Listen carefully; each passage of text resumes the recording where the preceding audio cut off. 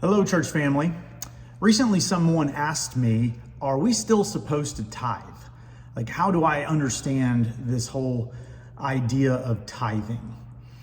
And the question got me thinking, if someone was willing to ask me this, then there are probably even more people who are wondering the same thing, maybe even have the same question. So I want to take an opportunity this week through a few short videos to talk about the biblical principle of tithing and stewardship.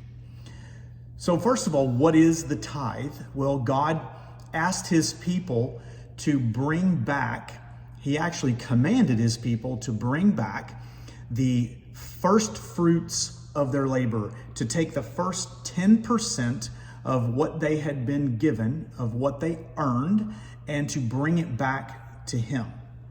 Now, why did he do this? Why did God institute the tithe? Well, going back all the way to the Israelites in the Old Testament, God knew that his people needed to be reminded, and they needed to be reminded constantly, that he is the provider, that all that they have and all that they are is a gift from him. And we need to be reminded of this as well. We tend to very, very easily forget.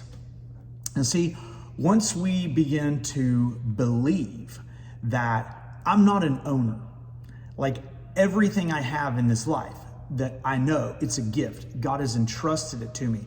Once I begin to believe in faith that I am a steward, that I've just been entrusted by God to be a manager of all of these things, then I can recognize that bringing back to him the first fruits of my labor not only allows me to honor him with what he's entrusted to me, but this also sets a standard for everything in my life to live by the practice of stewardship. So why did God call the Israelites to tithe?